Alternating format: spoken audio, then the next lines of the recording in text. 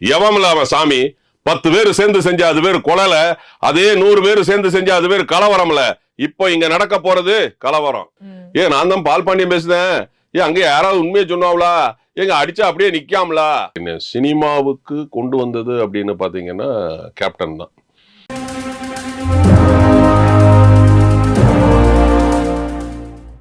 Sir வணக்கம், எப்படி இருக்கீங்க? வணக்கம் இந்துஜா, நீங்க எப்படி இருக்கீங்க? நான் நல்லா இருக்கிறேன். தேங்க்யூ சார், ரொம்ப சந்தோஷம் நீங்க வந்ததுக்கு. சார் நீங்க வந்துட்டு இன்னைக்கு பார்க்கும்பொழுது எக்கச்சக்கமான கதாபாத்திரங்கள் பண்ணிருக்கீங்க. அதாவது சீரியல்ஸ்ல இருந்து படங்கள்ல இருந்து எல்லா இடத்துலயுமே நீங்க ஒர்க் பண்ணிருக்கீங்க. மீசை ராஜேந்திரன் சார் இல்லாத படங்கள் இல்ல அப்படின்ற அளவுக்கு நீங்க ஒரு கட்டத்துல எல்லா படத்துலயுமே வந்து நடிச்சிருப்பீங்க, எல்லாருடைய படத்துலயும். ஆனா இது எல்லாத்துக்குமே ஆரம்ப புள்ளியா தன்னுடைய வாழ்க்கையை மாத்தின கதாபாத்திரம் அப்படின்னு ஒண்ணு இருந்திருக்கும் இல்லையா? சோ உங்களுடைய லைஃப் சேஞ்சிங் கதாபாத்திரமா இந்த படம் அமைஞ்சது. சினிமாவுக்கு கொண்டு வந்தது அப்படின்னு பாத்தீங்கன்னா கேப்டன் தான். 2002ல ரமணா தான் என்னுடைய ஃபர்ஸ்ட் படம். நான் நிறைய இன்டர்வியூல சொல்லியிருக்கிறேன். அதன் பிறகு என்னுடைய 2வது படம் வந்து பாத்தீங்கன்னா நம்மளுடைய பாலா சாரோட பிதாமகன். பிதாமகனுக்கு பிறகு எனக்கு நிறைய பட வாய்ப்புகள் வந்தது. பிதாமகன் வந்து ஏன்னா பாலா சார் வந்து தெரியும் டைரக்டர்லயே எனக்கு தெரிஞ்ச வரைக்கும் நான் வந்து 5 லாங்குவேஜ்ல பண்ணியிருக்கிறேன். தமிழ், தெலுங்கு, மலையாளம், கன்னடம், ஹிந்தி. கிட்டத்தட்ட ஒரு 287 படத்துக்கு மேல பண்ணியிருக்கிறேன். ஒரு 170 டைரக்டருக்கு மேல வேலை செஞ்சிருக்கிறேன். இந்த பெஸ்ட் டைரக்டர் வந்து பாலா சார். நீங்க பாலா சார்கிட்ட போய் நம்ம வந்து ஒரு படம் வந்து நடித்தாலே நம்ம வந்து சினிமாவை கத்துக்கலாம். ஏன்னா அந்த ரியாக்ஷன்ஸ் எப்படி கொடுக்கணும், அப்புறம் வந்துட்டு மாடுலேஷன் டெலிவரி எப்படி, பாடி லாங்குவேஜ் எப்படி அப்படிங்கிறத வந்து அது அவர் வந்து ஒரு பெரிய ஒரு இன்ஸ்டியூட். ஒவ்வொரு விஷயமுமே வந்து சொல்லி கொடுப்பாரு. அது டைலாக்ல இருந்து ரியாக்ஷன்ஸ், மூவ்மெண்ட், கண்ணு மூவ்மெண்ட், பாடி லாங்குவேஜ் எல்லாமே சொல்லி கொடுப்பாரு. ஏன்னா ஒரு சின்ன எக்ஸாம்பிள் சொல்றேன். நான் கடவுள் படம் அதை நான் அவர் கூட பண்ணும்போது ஒரு டைலாக், ஏன்னா அதுல வந்து பாத்தீங்கன்னா பூஜா வந்து கண்ணு தெரியாம பிச்சை எடுக்கிற மாதிரி ஒரு கேரக்டர். அப்ப நான் வந்து ஸ்டேஷன்ல வந்து நான் அதுல இன்ஸ்பெக்டரா நடிச்சிருப்பேன். அதுல சொல்லுவேன், வெளியில முருகன் ஒருத்தர் இருக்கிறான், அவன் எங்க சொல்றானோ அங்க பிச்சை எடுக்கணும் அப்படின்னு ஒரு டைலாக். அப்பெல்லாம் வந்து பிலிம் தான், இந்த மாதிரி டிஜிட்டல்லாம் கிடையாது. அப்புறம் டேக் 1, 2 பாலா சார் எப்பவுமே என்னன்னா ஸ்பாட்ல இருக்க மாட்டார், மானிட்டர் பக்கத்துல தான் இருப்பாரு. டைலாக் போகுது, டேக் 1, 2, 3ன்னு வெளியே முருகன் ஒருத்தர் இருப்பான், அவன் எங்க சொல்றானோ அங்க பிச்சை எடு அப்படின்னு. 10க்கு மேல கிளாப் போர்டு, அப்பெல்லாம் கிளாப் போர்டு 10க்கு மேல போச்சுன்னா ABCDEFG அப்படி போகும். ஏன்னா ஆர்டிஸ்டுக்கே 10 டேக் எடுத்தாலே வந்து ஹார்ட் கட கட கடக்குன்னு ஓட ஆரம்பிச்சிடும். இது 10 முடிஞ்சு ABCDEFG அப்படி போயிட்டு அது ஒரு 13 டேக், 23 டேக் போயிடுச்சு. ஆனால் சிங்கம்புலி சார் அதோட அசோசியேட் டைரக்டர், இப்போ நடிகராக இருக்காரு, அவர்கிட்ட சார் ஒரு நிமிஷம் சார் எனக்கு தெரியல சார், என்ன சார் எனக்கு தெரியாது, நீ போய் டைரக்டர்கிட்ட கேட்டுக்க அப்படின்னாரு. நான் வந்து எனக்கு 23 டேக் போயிடுச்சு, சரி என்னதான் அப்படின்னு சொல்லி அவர்கிட்ட மானிட்டர் பக்கம் போயிட்டேன். சார் எதுக்கு சார் ரீடேக், எனக்கு தெரியல சார், வெளியில முருகன் ஒருத்தர் இருக்கிறான், அவன் எங்க சொல்றானோ அங்க பிச்சை எடு, இதுதான் டைலாக் அப்படின்னாரு. நான் அதுதானே சார் சொல்லிட்டு இருக்கேன் அப்படின்னு. என்னுடைய கான்செப்ட், என்னுடைய கண்டென்ட் பிச்சை. நீங்க எங்க ஸ்ட்ரெஸ் பண்றீங்க, எங்க அழுத்தம் கொடுக்குறீங்க அப்படின்னா வெளியே முருகன் ஒருத்தர் இருக்கிறான், அவன் எங்க சொல்றானோ அங்க பிச்சை எடுங்க. எங்கங்கிற இடத்துல நீங்க ஸ்ட்ரெஸ் கொடுக்குறீங்க, அழுத்தம் கொடுக்குறீங்க. எனக்கு பிச்சைங்கிற இடத்துல நீங்க அழுத்தம் கொடுக்கணும். இது டப்பிங், நிறைய டைரக்டர் வந்து டப்பிங்ல மேனேஜ் பண்ணுவாங்க, டப்பிங்ல மேனேஜ் பண்ணலாம். அப்புறம் அதுக்கப்புறம் நம்ம வந்து வெளியில முருகன் ஒருத்தர் இருப்பான், அவன் எங்க சொல்றானோ அங்க பிச்சை எடுங்க, அந்த இடத்துல அங்கங்கிற ஸ்ட்ரெஸ் பண்றான்.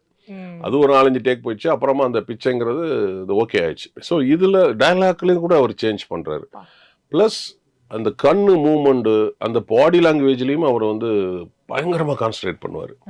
அந்த படத்துல நீங்க பாத்தீங்கன்னா நான் கடவுள்ல ஆர்யா சார் வந்து அந்த பெஞ்சில் அப்படி சாஞ்சிட்டு இப்படி கையை பின்னாடி கட்டிட்டு காலை நீட்டிட்டு அப்படி இருப்பாரு. நான் அப்படி வருவேன், வந்து ஒரு சேரை அப்படி போட்டு இந்த பக்கம் ஒரு போலீஸ் நிற்பாரு, எனக்கு இப்போ ரைட் சைடில் கீழே ஒரு 7-8 சாமியார் இருப்பாங்க, இந்த பக்கம் ஆர்யா சார் இருப்பார். என்ன ஷார்ட்னா நோ டைலாக், ஆர்யா சாரை மேல இருந்து கீழே பார்க்கணும், இந்த பக்கம் ஒரு போலீஸ் இருப்பாரு, போலீஸை பார்க்கணும், இந்த பக்கம் சாமியாரெல்லாம் இருப்பாங்க, சாமியாரை பார்க்கணும், இந்த பக்கம் அவர் அப்படி ஷார்ப்பா பார்க்கணும். அவர் ஒண்ணுமே சொல்ல மாட்டாரு. அப்புறம் என் தலையில கையை வச்சுட்டு கண்ணை மூடிட்டு இப்படி, இதுதான் ஷார்ட். இதுவும் அதே மாதிரி 1 2 3 4 5 6 7 8 10 15 20 17 டேக் மேல 18 டேக் மேல போயிட்டு நான் அவர்கிட்ட எந்திரிச்சு போயிட்டேன். சார் என்ன சார் எனக்கு தெரியல சார், என்னைய பாருங்க அப்படின்னாரு. ஆர்யாவை மேல இருந்து கீழே பாக்குறீங்களா, போலீஸா பாக்குறீங்களா, சாமியாரை பாக்குறீங்களா, திரும்ப அவரை பாக்குறீங்களா, ஒரு 2 நிமிஷம் கண்ணு மூடாமல் பார்க்குறீங்களா? சார் இதைத்தானே சார் நானும் பண்ணிக்கிட்டு இருக்கேன் அப்படின்னு. இன்னொரு வாட்டி என்னை நல்லா பாருங்கன்னாரு. திரும்ப பண்ணி காட்டினாரு. எனக்கு ஒன்றுமே தெரியல. அப்போ அவர் சொல்லிட்டாரு, இங்கே பாருங்க, மேல இருந்து கீழே பார்க்குறீங்களா, இப்படி பார்க்குறீங்களா, இங்கே பார்க்குறீங்களா, இங்கே பார்க்குறீங்களா, நீங்கள் இந்த கையை கொண்டு வரும்போது தான் உங்கள் கண்ணு மூடணும். இங்கேருந்து இங்கே போகும் ஆட்டோமேட்டிக்காக யாராக இருந்தாலும் இப்படி போகும்போது கண்ணு ஃபிளிக்கர் ஆகும். யாராக இருந்தாலும் அவர் என்ன சொல்றாரு, எனக்கு கண்ணு ஃபிளிக்கர் ஆகக்கூடாது, இங்கேருந்து இப்படி போய் இப்படி பார்த்து இப்படி மூடுற இடம் தான் கண்ணு உனக்கு ஃபிளிக்கர் மூடணும். ஒரு ஆப்ஜெக்ட் கண்ணு கிட்ட வரும்போது தான் நம்ம கண்ணை மூடுவோன்ற டீடைலிங். இன்னும் அந்த மாதிரி ஒரு டைரக்டர் நான் என்னுடைய வாழ்க்கையில் நான் 5 லாங்குவேஜ் பண்ணியிருக்கேன், தமிழ், தெலுங்கு, மலையாளம், கன்னடம், ஹிந்தி. இந்த மாதிரி ஒரு டைரக்டரை நான் வந்து பார்த்ததில்ல. மலையாளத்தில் ஒரு டைரக்டர் இருக்காரு, ஜோஷி சார், அவர் படம் ஒன்று பண்ணேன் நான். ராபின் ஹுட்னு ஒரு படம் பண்ணேன். ராபின் ஹுட்ல வந்து யாருன்னு கேட்டிங்கன்னா நம்ம இவர் பிருத்திவிராஜ் சார் ஹீரோ. அதில் வந்து பிஜி மேனன் சார். என்னுடைய ஃபர்ஸ்ட் ஷூட் வந்து பிஜி மேனனும் அவருக்கும் எனக்கும். இன்னொரு பெரிய ஒரு இது என்னன்னா, பிஜி மேனன் சாரோடைய ஃபர்ஸ்ட் தமிழ் படம் என் கூட நடிச்சார் அவர். என்னுடைய ஃபர்ஸ்ட் மலையாள படம் நான் அவர் கூட போய் நடிச்சேன். ஆமாம். ஸோ இப்போ மதராசியில் பெரிய வில்லன் அவர் ஆக்ட் பண்ணியிருக்கிறாரு.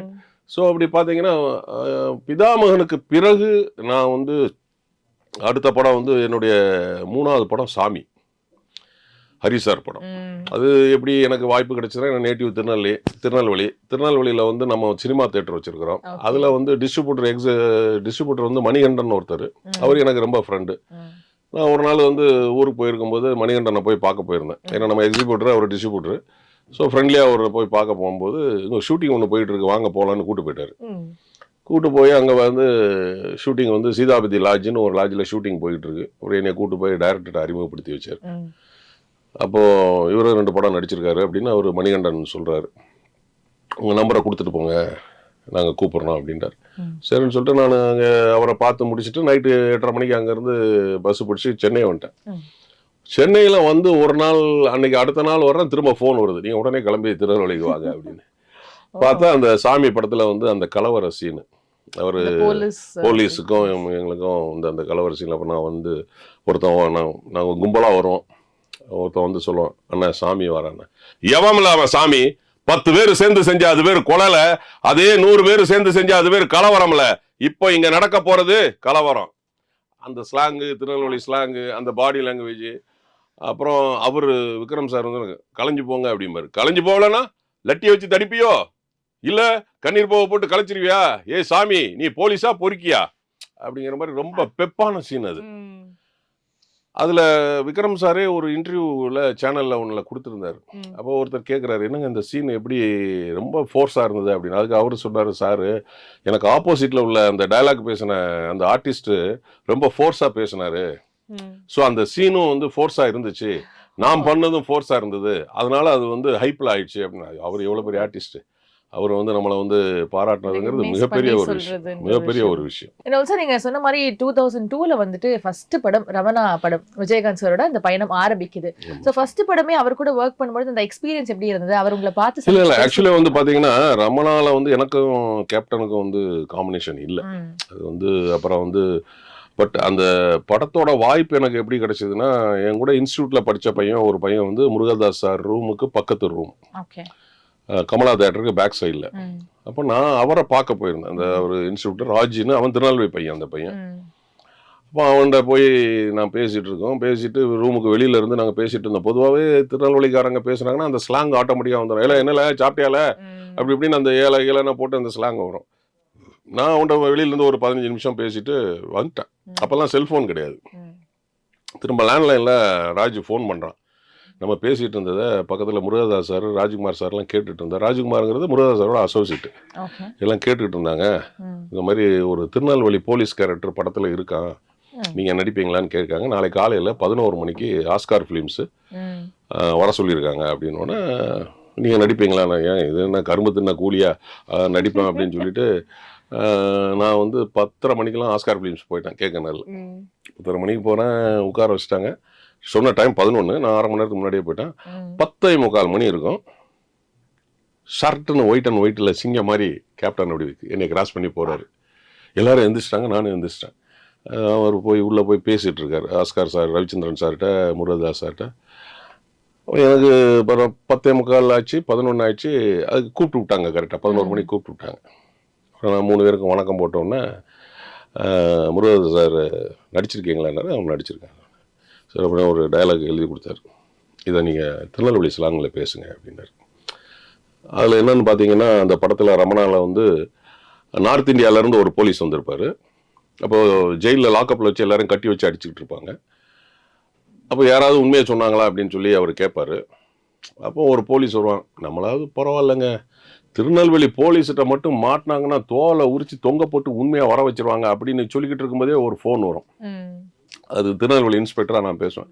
ஏன் நான் தான் பால் பாண்டியன் பேசுறேன், ஏன் அங்கே யாராவது உண்மையை சொன்னாங்களா, எங்க அடிச்சா அப்படியே நிக்காமலா அப்படின்னு இந்த டயலாக் தான் அவர் எனக்கு எழுதி கொடுத்தாரு முருகதாஸ். இதை நான் அப்படியே சொன்ன உடனே 3 பேருமே சிரிச்சிட்டாங்க. 3 பேருமே சிரிச்சுட்டு முருகதாஸ் சாரை கேப்டன் அப்படி பாட்டு அப்படியே ஒரு கண்ணை காட்டினாரு. எப்போதுமே கேப்டன் வந்து ஒரு 4-5 பேர் பேசிட்டு இருக்கும்போது அப்படிலாம் கண்ணெல்லாம் காட்டுவார். அப்படின்னாரு முருகதாஸ் சார் அப்படின்னு தலையாட்டினாரு. அப்புறம் சரி நீங்கள் கொஞ்சம் வெயிட் பண்ணுங்க அப்படின்னு அப்புறம் அவங்க ஏதோ பேசிட்டு கேப்டன் 10 நிமிஷம் கழிச்சு கிளம்பி போயிட்டாரு. அப்புறம் என்கிட்ட சொல்லிட்டாங்க, ஷூட் இருக்கு, விஜயாவில் தான் ஷூட்டுங்க, நீங்கள் வந்துடுங்க அப்படின்னு. அதுதான் நான் ஃபஸ்ட்டு டயலாக் பேசினது. கேப்டன் தான் எனக்கு வந்து வாய்ப்பு கொடுத்தது சினிமாவில். ஏன்னா அவர் அன்னைக்கு இப்படின்னு தலையாட்டியிருந்தா வேண்டான்னு சொல்லியிருந்தோம்னா நமக்கு இதாக இருந்திருக்கும். ஸோ எனக்கு நான் வந்து இன்னைக்கு இவ்வளோ படம் நடிச்சிருக்கிறேன், இன்னைக்கு என்னுடைய பசங்க 2 பேர் டாக்டரு அப்படின்னா அதுக்கு காரணம் வந்து எங்களுடைய கேப்டன் தான். அது வந்து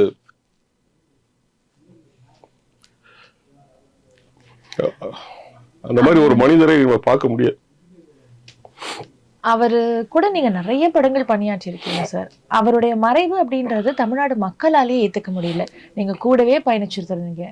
அப்படி இருக்கும்போது விஜயகாந்த் சாருடைய மறைவு எந்த அளவுக்கான பாதிப்பு உங்களுக்கு ஏற்படுத்துச்சு சார்? அதாவது பாத்தீங்கன்னா, எனக்கு அவர் கூட சினிமாவிலையும் நான் வந்து பயணம் பண்ணியிருக்கிறேன், அரசியலையும் நான் பயணம் பண்ணியிருக்கிறேன். சினிமாவில் 2002 இருந்து பண்ணியிருக்கிறேன். அதன் பிறகு வந்து 2005 இருந்து அரசியலில் நான் அவர் கூட ட்ராவல் பண்ணியிருக்கிறேன். அதுக்கு முன்னாடி நான் மன்றத்தில் இருந்திருக்கிறேன். பட் எனக்கு சினிமாவில் 2002க்கு அப்புறம் தான் அவர் ரொம்ப நெருக்கமானது. என்னை பொறுத்த வரைக்கும் சினிமாவிலையும் சரி, அரசியலையும் சரி, வாழ்க்கையிலும் சரி, அந்த மாதிரி ஒரு மனிதரை இனிமேல் பார்க்க முடியாது. ஏன்னா அவ்வளவு பேருக்கு அவ்வளவு செஞ்சிருக்கிறார். இப்போ இன்னைக்கு வந்து சொல்றாங்க எல்லாருமே அவர் நல்ல மனிதர் அப்படின்னு. இதைத்தான் நாங்கள் அப்போவே சொன்னோம். தமிழ்நாடு மக்கள் வந்து எப்போதுமே வந்து ஒருத்தர் இல்லாதப்போ தான் அவருடைய அருமை தெரியும். அது இல்லாதப்போ தான் அவங்களுக்கு வந்து அவருடைய அருமை தெரியுது. எனக்கு தெரிஞ்சு 1.5 கோடி பேருக்கு அவர் உதவி செஞ்சிருக்கிறார். அப்போ தெரியாமல் எவ்வளோ பேருக்கு உதவி செஞ்சிருப்பார். இப்போ அவர் இருக்கும்போது பார்த்தீங்கன்னா எங்களுக்கெல்லாம் வந்து ஒரு தைரியம் இருக்கும். ஒரு 2 துப்பாக்கி நம்ம கையில் இருக்க மாதிரி இருக்கும். ஒரு பவர்ஃபுல் இருக்கும். இப்போல்லாம் எங்களுக்கு ஏன்னா எதுவாக இருந்தாலும் அவர் வந்து நமக்கு வந்து சேஃப் கார்டாக இருப்பார். வேட்டியை மடிச்சு கட்டி வந்துடுவார். ஏன்னா என் பொண்ணு வந்து நான் ஒரு சின்ன உதாரணம் சொல்கிறேன். டிஏவி ஸ்கூலில் படிச்சுட்டு இருக்கும்போது நான் போய் 8th ஸ்டாண்டர்ட் படிக்கும்போது நான் அவளை கூப்பிட்டுட்டு கட்சி ஆஃபீஸ் வழியாக வரும்போது நான் ஒரு 2 மணி ஆகிப்போச்சு. எப்போதுமே தலைவர் 1:30 1:45 கிளம்பிடுவார். நான் வந்து பார்க்குறேன் வண்டி கார்லாம் நிற்கிது, தலைவர் கார்லாம் நிற்கிது. அப்புறம் நான் கட்சி ஆஃபீஸுக்கு என் பொண்ணை கூப்பிட்டு போயிட்டேன். கூப்பிட்டு போனோன்னா அவர் சிசிடிவி கேமராலாம் பார்த்துட்டாரு. நான் பொண்ணை கூப்பிட்டு வரதை பார்த்துட்டாரு. உடனே கீழே ரிசப்ஷனில் சொல்லி அவரை மேலே அனுப்புங்க அப்படின்ட்டாரு. சரி, அப்புறம் நான் மேலே போனேன். மேலே போனோன்னா என் பொண்ணு வந்து என்ன படிக்கிறேம்மா என்ன அதெல்லாம் கேட்குறாப்புல. அது மாதிரி அங்கிள் நான் 8th ஸ்டாண்டர்ட் படிக்கிறேன், டிஏவியில் படிக்கிறேன் அப்படின்னோடனே ஒரு பெரிய biscuit packet, foreign biscuit packet, பெரிய டப்பா, 16,000 அந்த டப்பா. நமக்கெல்லாம் மனசு வராது கொடுக்கறதுக்கு. அப்படியே கொடுத்தாலும் ஒரு பிஸ்கட் 2 பிஸ்கட் இல்லை, அது வெரைட்டிஸ் பிஸ்கட் இருக்கும். இவ்வளோ பெரிய டப்பா ரவுண்டாக இருக்கும், வெரைட்டி டேஸ்ட்டில் இருக்கும். அந்த பாக்ஸை அப்படியே எடுத்து கொடுத்து என்னம்மா வச்சுக்க அப்படின்னா 1 2 எடுத்தேன். ஏன் 1 2 எடுக்கிற, ஃபுல்லாக உனக்கு தான், வீட்டுக்கு எடுத்துகிட்டு போ அப்படின்னு சொல்லிட்டு அப்புறம் என் பொண்ணு சொல்கிறாப்புல, அங்கிள் எங்கள் அப்பா மேடையில் ரொம்ப பேசுகிறாரு, கருணாநிதி தாத்தாவையும் ஜெயலலிதா ஆண்டியையும் ரொம்ப திட்டுறாரு, எங்களுக்கெல்லாம் ரொம்ப பயமாக இருக்குது அப்படின்னா. ஏம்மா பயப்படுற, விஜயகாந்த் இருக்கிறேன், உங்கள் அப்பாவை நான் பார்த்துக்குவேன் சார். எப்படி பாருங்களா, உண்மையிலே அந்த ஊக்கத்தை கொடுக்க அது அந்த தைரியம் எங்களுக்கு இப்போ மிஸ்ஸு.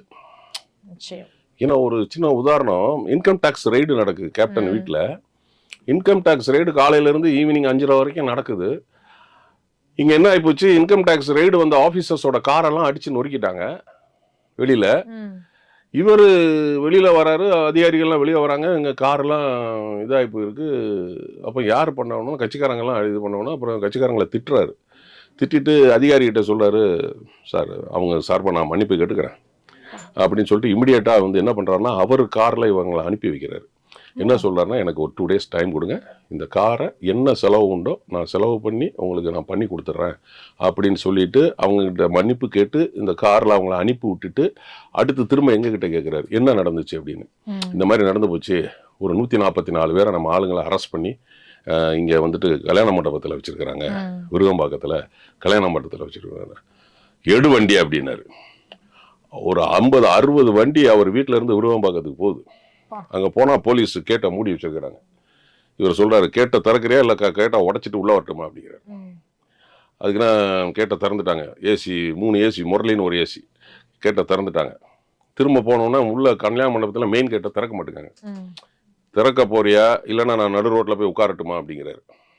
வேட்டியை மடிச்சிருக்கேன்ட்டு வெளியில் வந்துட்டார். அதுக்குள்ள இவங்க யாருக்கெல்லாமோ ஃபோன் பண்ணுறாங்க. அப்போ வந்து இப்போ அதெல்லாம் அதிகாரிகள் வந்து அரசியல்வாதி சொல்கிறதானே கேட்பாங்க. ஃபோன் பண்ணுறாங்க. ஃபோன் பண்ணோடனே ஏதோ ரிப்ளை வருது. வந்தோடனே சரி இவரை உள்ளே விட்டுட்டாங்க. இவர் உள்ளே போய் அவ்வளோ பேர் மத்தியிலும் போய் உட்காந்துட்டார். அவ்வளோ பேர் மத்தியில் எல்லாம் கீழே உட்காந்துருக்காங்க. இவர் கீழே போய் உட்காந்துட்டார். யார் உட்காருவா, எந்த தலைவர் உட்காருவாங்க, எந்த நடிகர் உட்காருவாங்க? இப்போல்லாம் கட்சி ஆரம்பிச்சிருக்கிற நடிகர்கள் வந்து அந்த மாதிரி வந்து உட்கார சொல்லுங்க பார்ப்போம். இங்கே பூரா கிரீச தடவிட்டுலாம் வந்துட்டு இருக்காங்க. இப்போ வர்ற அரசியல் தலைவர்கள், நடிகராக இருக்கிற தலைவர்கள் இப்போ நாளைக்கே அவர் உடம்பு முழுதும் கிரீச தடவிட்டு தான் வரணும் போல இருக்கு. ஸோ அந்த மாதிரி இருக்காங்க தலைவர்கள்லாம். ஸோ அந்த கூட்டத்துக்கு மத்தியில் அவர் உட்காந்துட்டார். போலீஸ்கிட்ட சொல்றாரு, ஏசிட்ட சொல்றாரு, என்னுடைய வீட்டில் ரைடு நடந்தது, என்னால தான் இவங்க அந்த காரை அடிச்சு நொறுக்குறாங்க, இவங்களெல்லாம் விட்டுருங்க, என்னை அரெஸ்ட் பண்ணுங்க அப்படிங்கிறாரு. அவ்வளவு பேரை நீங்க அனுப்பிடுங்க, என்னை அரெஸ்ட் பண்ணீங்க, என்னால தானே இது நடந்தது, நான் தானே மூல காரணம், அப்ப என்னை அரெஸ்ட் பண்ணுங்க அப்படின்னோடனே போலீஸுக்கு என்ன செய்யறதுன்னு தெரியல. உடனே அதை முரளிங்கிற ஒரு ஏசி வந்து ஃபோன் பண்ணி ஏதோ மேலே பேசுகிறாரு, வைக்கிறாரு, திரும்ப அங்கே வந்துடுறாரு. வந்துட்டு ஒரு 18 பேரை மட்டும் நாங்கள் அரெஸ்ட் பண்ணிக்கிறோம், மற்றவங்களெல்லாம் நாங்கள் விட்டுறோம், உங்களையும் நாங்கள் விட்டுறோம் அப்படின்னு சொல்லி அவர் சொல்கிறாரு. இவர் கேட்குறாரு, கேப்டன் அது என்ன 18 பேர் கணக்கு அப்படின்னு. சார் நாங்கள் 3 ஏசி வந்திருக்கோம், ஒரு ஏசிக்கு 6 பேர், அது என்ன கணக்குன்னு தெரியல, 3 ஏசி 18 பேர் அப்படின்னோடனே பண்ருட்டி ராமச்சந்திரன் அண்ணன் பக்கத்தில் இருக்காப்புல. அப்புறம் அண்ணா என்னென்ன பண்ணுறது அப்படின்னு. அவங்க 18 பேர் அரெஸ்ட் பண்ணிட்டோம், நம்ம சட்டப்படி என்ன உண்டோ பார்த்துக்குவோம் அப்படின்னு அண்ணன் சொல்கிறாரு. அதுக்கப்புறம் எல்லாத்தையும் விட்டுட்டாங்க. இந்த 18 பேர் மேலே மட்டும் கேஸ் போட்டு இது பண்ணாங்க. ஸோ இந்த மாதிரி ஒவ்வொரு விஷயங்களும் வந்து டவுன் டு எர்த்து அவர் வந்து செய்வார், வருவார். இப்போ உள்ள அரசியல்வாதிகள் அப்படி வருவாங்களாங்கிறது தெரியாது. ஸோ அந்த மாதிரி அதாவது ஒரு தொண்டனுக்கு ஒரு பிரச்சனை அப்படின்னா வந்து கேட்பார், நிற்பார். அந்த இதெல்லாம் எங்களுக்கு இப்போ மிஸ்ஸிங். அது ரொம்ப மிஸ் பண்ணுறோம் நாங்கள். ஸோ அது பெரிய மைனஸ் எங்களுக்கு. அவர் ஷூட் ஸ்பாட்ல இருந்தப்போ எல்லாருக்குமே வந்துட்டு உணவளிக்கணும், எல்லா டெக்னீஷியனும் ஒரே மாதிரி மதிக்கணும் அப்படின்ட்டு ஒரு உயர்ந்த பண்போட இருந்தார். அது இன்னைக்கும் நிறைய ப்ரொடக்ஷன் கம்பெனில சொல்றாங்க, விஜயகாந்த் சார் தான் எங்களுக்கு முன்னோடியா இருந்தாங்க அப்படின்னு. அவரு ஒரு படத்தை தயாரிச்சிருந்தாரு, இயக்கியிருந்தாரு. விருதகிரி படத்துல நீங்களும் நடிச்சிருந்தீங்க. ஸோ அவர் ஒரு இயக்குனரா எப்படி இருந்தாரு சார் செட்ல? ஆக்சுவலி வந்து பாத்தீங்கன்னா, இப்போ உங்க சேனல் மூலமா இதை சொல்றதுக்கு எனக்கு ஒரு பெரிய வாய்ப்பு. ஏன்னா உங்க பேரு, சேனல் பேரு எம்ஜிஆர்.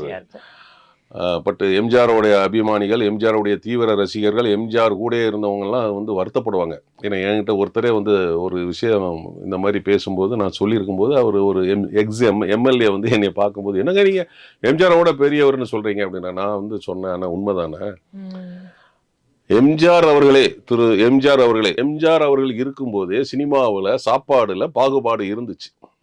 ஏ category, B category, C category. மேலே ஒருத்தவங்களுக்கு நடிகர்கள், டெக்னீஷியன், சீப் டெக்னீஷியனுக்கு ஒரு சாப்பாடு, மிடில் உள்ளவங்களுக்கு ஒரு சாப்பாடு, எண்டில் உள்ளவங்களுக்கு ஒரு சாப்பாடு இருந்துச்சு. பட் இந்த சாப்பாடை ஒரே மாதிரி போட வச்சது கேப்டன் தான். அதே மாதிரி நிறைய செஞ்சிருக்கிறார் எம்ஜிஆர், செஞ்சிருக்கிறார், நம்ம செய்யலன்னா சொல்லலை, செஞ்சிருக்கிறார். பட் அதையும் விட ஒரு படி மேலே போய் நிறைய விஷயங்கள் இவர் பண்ணியிருக்கிறார். ஸோ அந்த சாப்பாடுலாம் வந்து மேலேருந்து கீழே வரைக்கும் ஒரே சாப்பாடு. ஏன்னா ஒரு எக்ஸாம்பிள் சொல்கிறேன், உழவன் மகன் இங்கே தான் வந்து அவருடைய ஓன் ப்ரொடக்ஷன் ஆரம்பிச்சது. பக்கத்துல வந்து நாயகன் படம் ஷூட்டிங்கு, ஏவிஎம்மோட மனிதன் படம் ஷூட்டிங்கு. எங்க ஏவிஎம் ஸ்டுடியோவில். அப்போல்லாம் ஏவிஎம் ஸ்டுடியோவில் 9 ஃப்ளோர் 10 ஃப்ளோர் இருக்கும். அப்போ நாயகன் ஷூட்டிங் கமல் சார் படத்துல தயிர் சாதம் லெமன் சாதம் பொட்டணம் போட்டு கொடுக்குறாங்க. மனிதன் ஏவிஎம் ப்ரொடக்ஷன் ரஜினி சார் படம் அங்க தக்காளி சாதமும் தயிர் சாதமும் பொட்டணம் போட்டு கொடுக்குறாங்க. இங்க வாழை இலையை போட்டு சிக்கன் மட்டன் எல்லாமே சாப்பாடு. ஸோ அந்த சாப்பாடு கொடுக்கறதுல அவரை அடிச்சுக்கவே முடியாது. எதிரியா இருந்தா கூட போய் பார்த்தாங்கன்னா முதல்ல உட்காரு சாப்பிடுன்னு தான் சொல்லுவார். ஏன்னா நான் கண்கூட பார்த்துருக்குறோம். கரண்டி வர்றதுக்கு லேட் ஆயிரும், சாப்பாடு பரிமாறதுக்கு கரண்டி வர்றதுக்கு லேட் ஆகிடும். இவர் என்ன பண்ணுவார் தெரியுமா, அதெல்லாம் எடுத்து வச்சுட்டு கையில் அப்படி எடுத்து அள்ளி வைப்பார். சாப்பாடு எடுத்து கையில் அள்ளி வைப்பார். மட்டன் சாப்பிட்றவங்களுக்கு மட்டன் குழம்பு எடுத்து அப்படி கையில இருந்து எடுத்து போடுவார். நம்ம அம்மா செய்வாங்க அந்த மாதிரி வீட்டில். பசி உடனே சாப்பிடணும். ஸோ அந்த அது வந்து யாருமே எனக்கு தெரிஞ்சு யாருமே அந்த மாதிரி பண்ண மாட்டாங்க. பட் அவர் பண்ணுவார்.